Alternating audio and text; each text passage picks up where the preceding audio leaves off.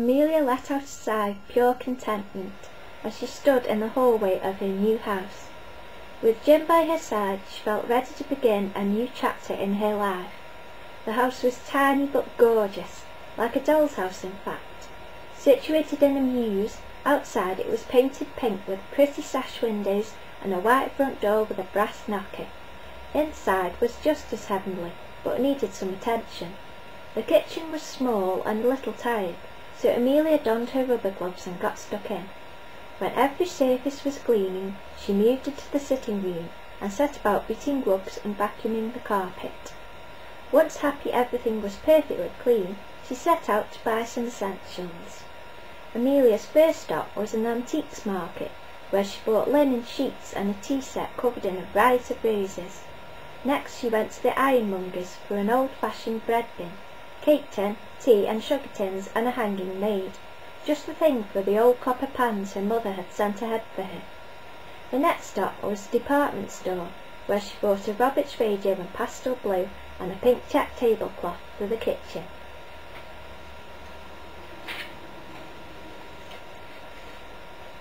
Later, sitting in a cafe sipping a milky latte, Amelia turned her attentions to her bedroom. Her room on Aronstate was still decorated as it had been when she was a child, but now she wanted a room that was pretty and sophisticated. "My own boudoir," she thought to herself with a giggle. Scribbling a list in her notebook, she felt deliciously grown up, and with Jim by her side went in search of a fabric shop. A couple of streets away she found one, and was soon looking delightedly at rolls of beautiful material. Amelia arrived home tired but happy. Soon she was ripping open packages and finding a home for everything. After much hard work on Amelia's part, and a lot of tail wagging on Jim's, the house was looking delicious. "We deserve a treat after slaving away all day," Amelia said to Jim, clipping his smart new lead to his collar. The pair set off for the park.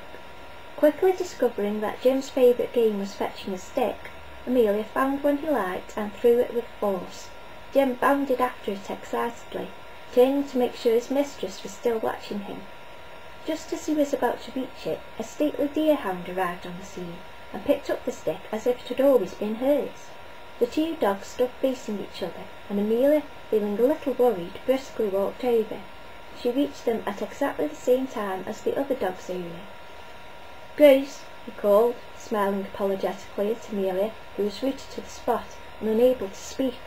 It was the man from the railway station waiting room, and he still appeared to Amelia to be heartbreakingly gorgeous. "Oh, help!" she thought as her heart began to beat at an alarming rate. Tall and broad-shouldered, with hair that flopped charmingly over one eye, Amelia had seen him in her dreams, but was surprised to have him standing in front of her. "I'm Archie," he said, smiling, "and this is Grace." "I'm Amelia," she stuttered as she gazed into his eyes, "and this is Jim."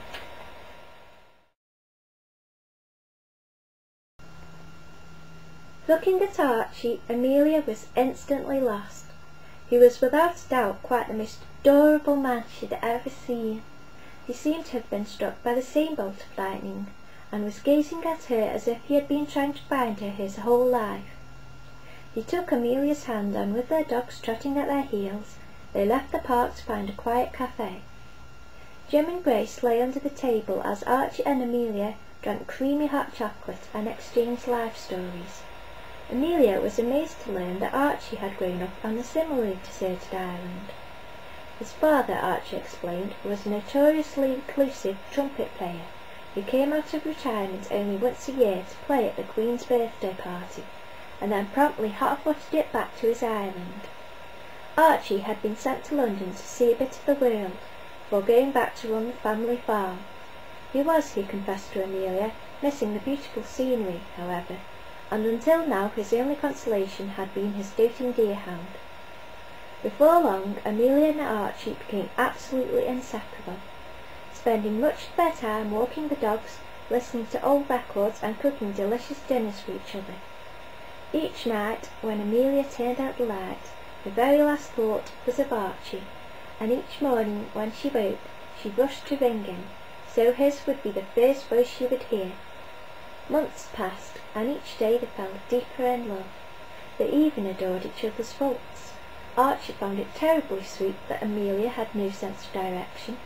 She found it deeply endearing that he was always late. The dogs too missed each other, and pined when they were separated. All in all, London life was working out perfectly, and after a sticky start, Amelia loved her new job. Her first day had been a bit of a trial. Having boarded a bus going the wrong way up the King's Road, it felt like the end of the world when she ended up at World's End rather than Sloane Square. Amelia was 2 hours late when, with Jim faithfully at her side, she arrived on Sir Douglas MacDougall's doorstep. Gingerly, she knocked on the door. "What do you want?" he shouted as he opened the door. Well, the thing is," Amelia tripped over her words as she struggled to say something sensible. "Are you simple or something?" the man asked, now practically purple with rage. It was all too much for Amelia, who had only ever been treated with the utmost kindness, and she promptly burst into tears. Suddenly realising that Amelia was both very young and very pretty, Sir Douglas's heart softened. "Ah, hush now," he said, ushering her inside, and handing her a large tartan handkerchief. "You mustn't mind me. Bark's much worse than me bite." Amelia's smile lit up her face, and from that moment the two of them became firm friends. Her job was interesting and diverting, but it did not stop her missing Archie terribly. On their 12-week anniversary, Amelia decided to cook Archie a surprise supper. Sir Douglas had kindly given her the afternoon off, and she spent it shopping at the local farmers' market. By the time Archie arrived, the champagne was chilling in the fridge, the candles were blazing, Amelia was radiant in a beautiful dress of rose-pink silk, and there were delicious smells wafting gently from the direction of the kitchen. Amelia was beside herself with excitement. Archie had been forced to make a trip back home, so she had not seen him for a whole week. Each day had felt like an eternity, and as there were no telephones on the island, they had not even spoken.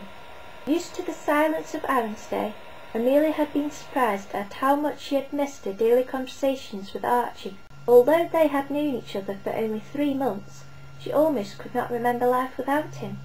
They never ran out of things to say, and like many couples seemed almost to have created their own language of in-jokes and reminiscences. One of their favourite topics had been how they had met, and how their beloved dogs had brought them together. In Archie, Amelia believed she had found her twin flame.